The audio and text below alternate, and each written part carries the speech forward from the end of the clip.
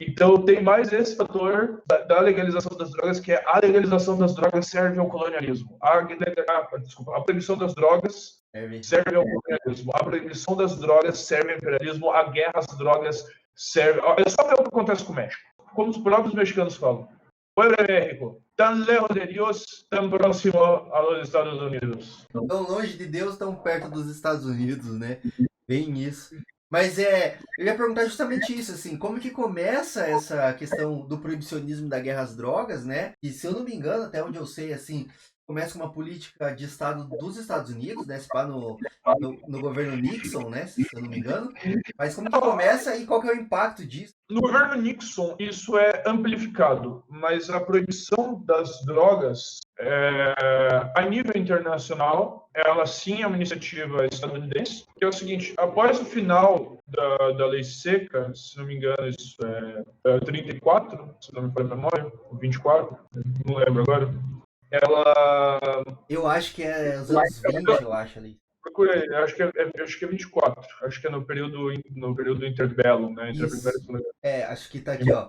1920 a 1933. Quase acertei. Então, em 34, libera as agências governamentais criadas para combater o álcool, olham e falam: a gente vai deixar de existir. Aí eles olham e falam: e se a gente proibisse as outras drogas? Então, eles começam a associar as outras drogas a minorias. Então, a maconha é uma invenção mexicana que transforma as pessoas em socialistas que não querem trabalhar e leva ao delírio, ao crime, à morte, né? Nesse contexto surge, eu sei que a gente vai falar mais tarde, o filme Reefer Madness.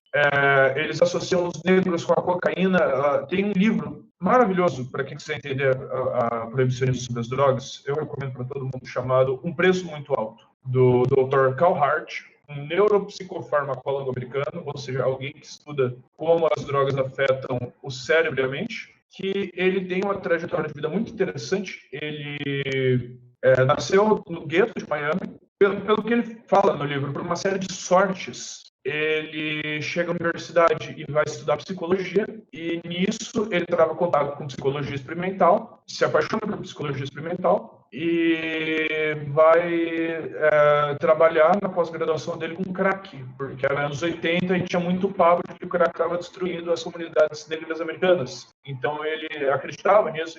E o estudo dele sobre crack foi base, hoje em dia, né, para diversos programas, por exemplo, o programa de Braços Abertos, implementado pela Prefeitura de São Paulo durante a gestão Haddad. Foi a autoria dele. Ele veio para São Paulo, né, e ajudou a elaborar o programa. Então ele tem esse livro e ele cita uma manchete dos anos 30, que é: negros loucos de cocaína fazem ondas de estupros no sul dos Estados Unidos. As drogas são muito amarradas, né?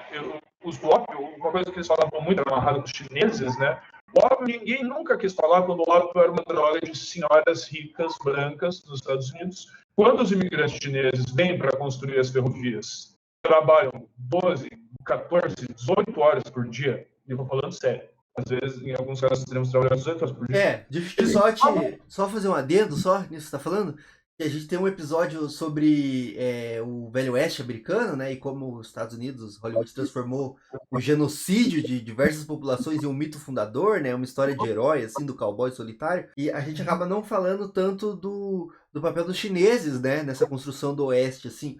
Mas, inclusive, nas representações hollywoodianas, os chineses são muito importantes, né, nessa construção mesmo, assim, né? Do Velho Oeste, construindo estrada de ferro, até depois na mineração do ouro, depois, né? Realmente os chineses, e você falou do ópio, quem, tipo, destrói a China, assim, ou tenta destruir a China com ópio, é a filha da puta da rainha da Inglaterra, né, cara? Não é? Sim, a guerra do ópio, né? Novamente, no caso, a guerra pró-drogas, né? Mas por isso também que a China tem a postura que tem em relação às drogas. Essa coisa é muito recente. É uma memória muito recente de quando eles foram humilhados. Foi uma humilhação. Eu não vou entrar nos detalhes da guerra do ópio agora, mas quem quiser procura, mesmo a Wikipédia, cara, a China foi humilhada pelas potências ocidentais. Humilhada. Essa é uma memória recente ainda. Eu sou da filosofia de que não assim, não se adaptar com os outros, Então, mas eu desejo toda sorte aí aos camaradas chineses que estão lutando pela legalização na China. Com certeza. Mas é uma memória dura, né? É uma memória dura e, tipo, tem que entender o contexto também, né? A solução lá vai ter que passar por lidar culturalmente com a memória da guerra do ópio. Toda sorte aos camaradas chineses ou qualquer país do mundo que esteja lutando pela legalização das drogas em seus países, mesmo dos países imperialistas. Então, o que eles dizem, né, dos chineses, é que os chineses, né, o ópio era uma droga de mulheres brancas, dos chineses. Depois tem o que eles dizem. Eles invertem um pouco a coisa e dizem que os chineses que dão para as mulheres brancas e transformam elas em escravas sexuais. Qual que é o ponto em comum aqui? As drogas levam à violência sexual contra mulheres brancas. A maconha faz mexicanos estuprar as mulheres brancas. A cocaína faz negros estuprar as mulheres brancas. E o ópio faz os chineses estuprar as mulheres brancas, né? Ou transformar elas em escravas sexuais, no caso. Eles criam e com isso se somam outros fatores, por exemplo, a indústria do papel não gostava da maconha porque você faz o cânhamo muito mais barato, uma quantidade muito menor de terra. Para eles vale a pena plantar o eucalipto. O eucalipto é um negócio muito lucrativo até hoje, todo mundo sabe disso. Total, na terra dos meus parentes aí no interior, assim, tipo, tem uma parte da cidade, né? E se você andar, você só vai ver eucalipto só, tá ligado? Não tem biodiversidade, é só eucalipto, assim. O eucalipto é terrível para o solo, ele suga a água inteira, ele é uma espécie invasora terrível. Espalha o pólen, sementes muito longe. Cresce rápido, envenena o solo, né? Então, todas essas coisas aí tinham que ser substituídas por plantação de cana industrial. Imagina que lindo, o maconhal, tudo um ladinho do lado do outro, para chegar a 3 metros de altura. Massa, né? E muito melhor pro ambiente também, né? Tá ligado? Melhor para o meio ambiente. Inclusive, a maconha, vamos ver quem lembra das aulas de biologia do ensino médio, a maconha ela é fixadora de nitrogênio. Fixadora de nitrogênio no solo? Perdão, a maconha ela retira nitrogênio do solo, então ela faz essa contracultura com a fixadora de nitrogênio. Agora, eu não lembro da aula do ensino médio da vagem ou feijão, mas o feijão aí, digamos assim, feijão. Então, você já planta maconha, em seguida você tem que plantar lá e isso você mantém o solo saudável. Né? E várias as condições para plantar o solo, para plantar maconha, são as mesmas para plantar tomate. Então, você pode plantar maconha recreativa, faz um quadrado de 50 por 50, planta a maconha no meio e um tomate em cada vértice. Isso é perfeitamente. O tomate em cada ponta e a maconha no meio. No meio do quadrado. Quem tiver uma chácara aí pode tentar. Olha aí. Um jardim caseiro, né? Um jardim caseiro. Mas se alguém fizer isso, não foi eu que falei. Não é apologia. Eu falei que dá, eu não falei para fazer. Pra fazer, né? Claro. Se alguém decidir para agora fazer, foi por iniciativa própria. Enfim. Mas você estava falando do como também essa guerra às drogas, ela se atrela também até outros estereótipos raciais também, né? Tipo, a cocaína são os negros e os negros são violentos, né? E os negros mexicanos são bárbaros, né? E eles fumam maconha. E os chineses são camponeses, sei lá o que, sabe? Tipo, são esguios, né? Usam ópio. Não, total. E daí essa, né? Voltando ao que trouxe esse papo. A agência que combatiu o álcool começa a mobilizar esses segmentos de sociedade, por coisas como a indústria do papel.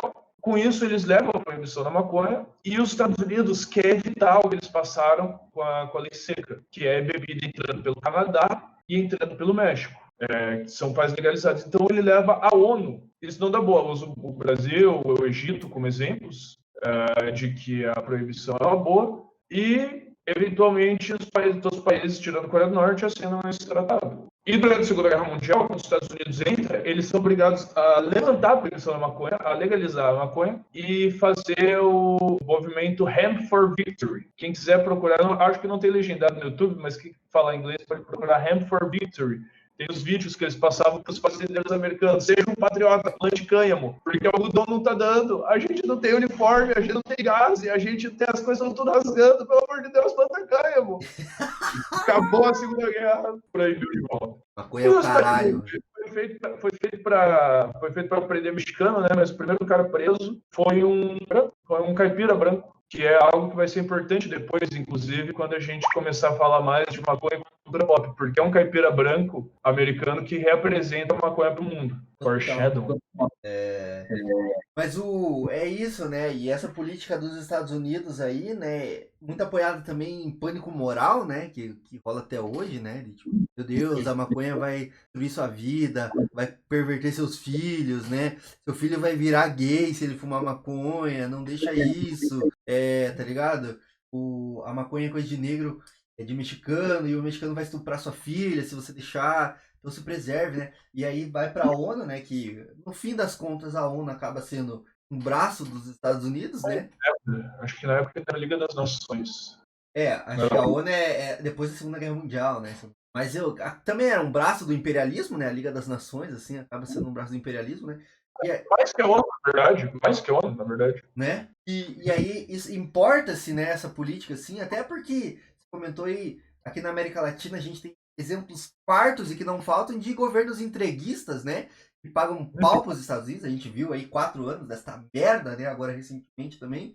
Mas historicamente a gente tem. O governo paga pau dos Estados Unidos entreguista, aplica a agenda de Washington, né? Ipsis literi, assim, e acaba chegando no resto do mundo, né? Aqui na América Latina também, né? Dentro disso, assim, acho que tem no Narcos até um papo assim, né? Sobre como, tipo, a Coca começa a entrar nos Estados Unidos e é atrelada justamente a essa galera da América Latina como os traficantes, né, e tal. E o crack também é novamente associado com os negros, né, que nem eu falei, o papo dos anos 80 era que o crack estava destruindo as comunidades negras.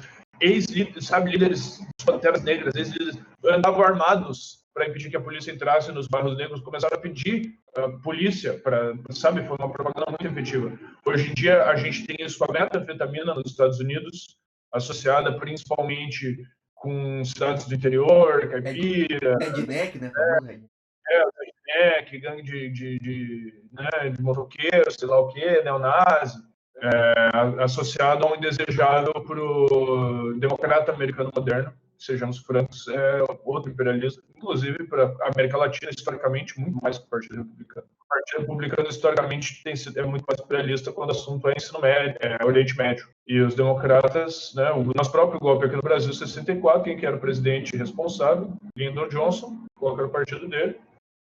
Democrata. Então, os republicanos acabam brigando mais entre eles, assim, né? Brigando mais com os democratas e buscando petróleo, né? Na média, assim. E os democratas acabam interferindo muito mais na política externa. Inclusive, o Barack Obama, né? Bombardeou, tipo, caralho, 100 países, né? E aí se cria essa política de guerra às drogas, né? Em certa medida também dá pra gente dizer que cria o tráfico também, né? Porque quando você tem a proibição, você tem a criação do tráfico, né? E são as pessoas que lucram com isso, né? Assim, o tráfico, ele se cria acima de tudo com a repressão, o tráfico como a gente conhece, né? Acho que dá para falar tanto no sistema nos Estados Unidos quanto no Brasil. Nos Estados Unidos, a guerra às drogas é declarada pelo Nixon nos anos 60, apesar de, um pouco antes dele declarar a guerra às drogas, haver um relatório do Senado americano, né, que é publicado, acho que é gratuito na internet, que fala que todos os especialistas acham que a maconha é segura. Mesmo antes, quando a maconha é proibida, nos anos 30, o Einstein escreve dizendo que ele acha isso uma idiotice completa. Algumas pessoas usam isso para extrapolar que o Einstein fumava maconha, mas eu acho que só com isso não dá para dizer. Mas que era inteligente pra caralho e sabia que era burrice, era óbvio. É bem óbvio. Já para ele. E antes do Nixon, né, para declarar guerra às drogas, tem essa comissão do Senado que diz que é seguro, que os especialistas recomendam a legalização, só que ele aumenta a proibição, declara guerra às drogas. Por quê? Em 96, um assessor dele chamado John Emmerich, uma coisa assim, deu uma declaração que o jornalista não publicou na época, publicou só nos anos 2010, em que ele dizia que ele pergunta sobre isso, né? Mas tinha a comissão do Senado e tal, sabe? Por que vocês não legalizaram? Aí ele falou assim, a gente sabia que a maconha era segura? Não sabia. Mas a gente também sabia o seguinte, a gente não podia proibir ser negro ou ser de esquerda. Mas, associando a maconha com a esquerda, a heroína com os negros, criminalizando os dois fortemente e criando na população um sentimento de que essas coisas eram extremamente perigosas e devem ser combatidas com uma guerra, a gente podia invadir suas reuniões, prender seus líderes, né, tomar seus domicílios. Então, tinha um cenário político nisso. Aqui no Brasil, A maconha, ela é até basicamente os anos 70, 80, quando a contracultura chega forte no Brasil, você começa a ter playboys usando, eles sobem um morro para comprar maconha, por quê? Porque a maconha era plantada por senhoras, principalmente no Rio de Janeiro, no caso, né, que usavam de forma religiosa ou medicinal. A maconha é um pouco recreativa, que nem a gente ouve no Bezerra da Silva, né?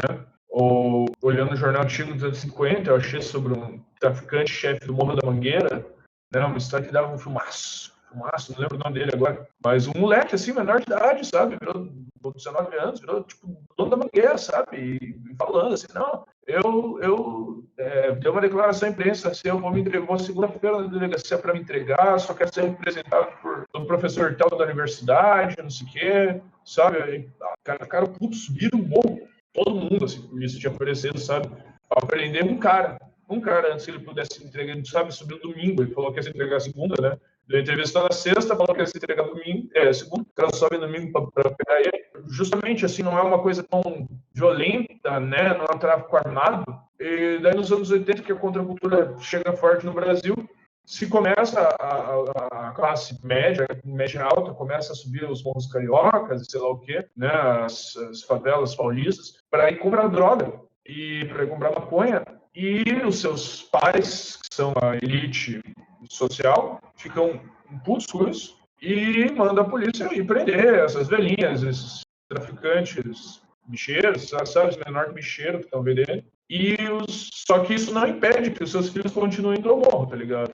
E essas senhoras têm filhos, esses caras têm irmãos mais novos, ou sei lá, amigos, que continuam vendendo, só que decidem se armar para evitar de ser presos. Então, essa é a origem da guerra às drogas, que no Brasil realmente merece o nome de guerra, porque morrem mais pessoas pela guerra às drogas no Brasil do que morrem na maioria das guerras do mundo, por dia. E ficou o clássico meme de parabéns para as drogas que vencem a guerra às drogas, né? Todo ano. Porque não é uma guerra necessariamente às drogas, né? A substância em si, né? Mas é tipo toda aquela comunidade mesmo, né?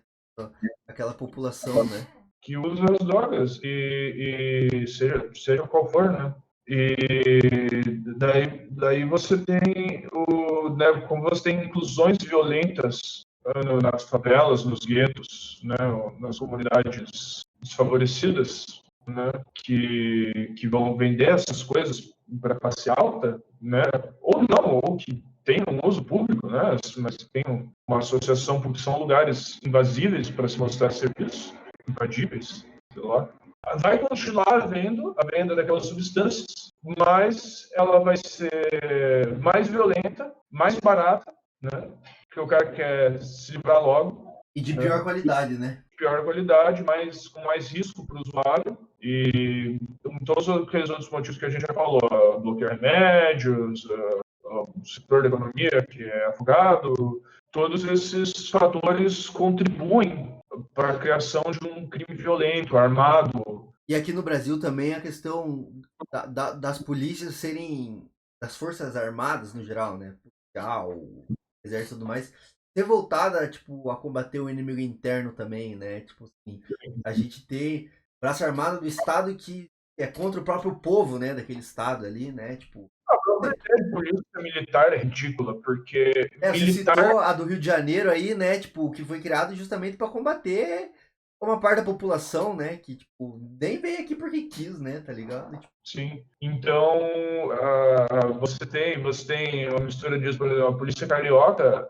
ela, acima de tudo, ela é liberal, tá ligado? Ela tá muito mais interessada em fazer dinheiro do que em tirar maus elementos da rua. A É a gente tem uma... polícia empreendedora, né, cara? É a polícia dos novos tempos. Fazer bico, fazer não sei o quê. Você citou também a polícia militar, né? Que é um absurdo também, né? É absurdo assistir, porque militar é quem entra em guerra. A polícia civil, na maior parte do mundo, e tá vendo nos Estados Unidos que a gente está vendo o processo de militarização da polícia, principalmente desde o atentado ao 11 de setembro, né? Você está tendo um aumento da violência, das mortes por parte da polícia de minorias, e um aumento da violência interna, tá ligado? Porque uma repressão maior leva ao surgimento de gangues, leva a guerras internas. É só ver o que aconteceu no Jardim IP, em São José dos Pinhais, que é uma história que, para quem não é de fora vai saber, né? Mas é uma favela enorme. Tinha duas facções lá, que tinham a favela bem dividida, e chegou uma UPP, Unidade Paraná. Unidade De polícia pacificadora. Não, o PS, o PP é do Rio de Janeiro. Unidade Paranense de Segurança, alguma coisa assim. Unidade Pública de Segurança. Que é basicamente como o PP. Eles foram relativamente bem sucedidos em tirar boa parte do território da favela das mãos do tráfico. O que sobrou não era suficiente para as duas facções. Elas entraram em guerra para ver quem comandava o resto. Tá ligado? Morreu uma porrada de gente. 2016, talvez, 2017. Mas tipo, morreu uma porrada de gente. Falar o quê? Que a favela tem que ficar na mão dos tráfico? Não. Vou dizer que tem que legalizar todas as drogas para que não haja tráfico. Pelo menos não esse volume, que eles podem dominar favelas. Porque justamente, para quem quer vir falar de revolução ou sei lá o quê, o maior inimigo revolucionário da classe trabalhadora no Brasil hoje em dia, imediato, é as organizações criminosas, são as organizações criminosas que exercem domínio geográfico sobre os lugares onde eles vivem. Claro, né? Como é que você vai se organizar, né? Com o poder do tráfico na porta da sua casa, né? Falou assim, e o poder, você falou de ter que deixar, então, né? Porque é um argumento que volta, né? Tipo, muito raso, assim, né? Então você tá falando que não é pra chamar a polícia, tem que deixar na mão do tráfico, não, né? Porque o poder do tráfico vem justamente dessa criminalização, né? Vem justamente dessa guerra às drogas, assim. E como você falou, como gera um mercado gigantesco milionário, tá ligado? Essa galera pode se armar, tá ligado? Então eles têm dinheiro pra comprar arma, tá ligado? Porque arma é caro pra caralho, né? Tá ligado? Então, você falar que eles desviam da polícia e tudo mais, né? Mas, então, essa proibição fortalece o tráfico em alguma medida também, né? Não, em alguma medida não, em absoluto. A repressão fortalece o tráfico, porque mesmo que ela seja bem... É quase como se fosse uma... É uma dialética, tá ligado? Você reprime e elimina parte do crime, o crime que sobrar vai ter que responder ao autor. É um processo dialético. É isso, né? Pra quem é nerdola aí, tem uma cena do Batman, acho que é o Cavaleiro das Trevas, eu acho. O Batman Begins, assim. O Batman tá falando com o Gordon, assim. Ele fala, a gente compra. Não lembro o nome das armas também. Mas ele fala assim, a gente pega um revólver, os caras vendem de ponto 40, a gente ponto 40, eles vendem metralhadora, daí a gente vende metralhadora, eles vendem submachine. Por quê? Porque é isso, né? Um responde ao outro, né? Tá ligado? Tipo, se você se arma pra combater o crime vai se armar pra se defender, né? Tá ligado? Existem muitas armas que determinados batalhões da polícia usam, que já foram apreendidos na mão do crime, que, tipo, não são nem indicadas para combate urbano, tá ligado? Não porque elas não são efetivas, porque elas geram muitas casualidades civis inocentes. São efetivas tá demais, né? Já que a palavra da moda é civis inocentes, tá ligado? Na periferia tem um monte, né? Casualidade. Então, tem um monte, tá ligado? E alguns armamentos que o BOP, sei lá, o BOP ou né, mais famosos, os batalhões especiais utilizam, certamente que o tráfico utiliza, tá ligado? São coisas que, tipo, porra, foram 3 carros colocados em sequência, tá ligado? Vai dizer que você não vai furar um ser humano, uma parede de uma casa, tá ligado? Né? Uma outra pessoa lá dentro, tá ligado? Realmente é um cenário de guerra, né? Tipo,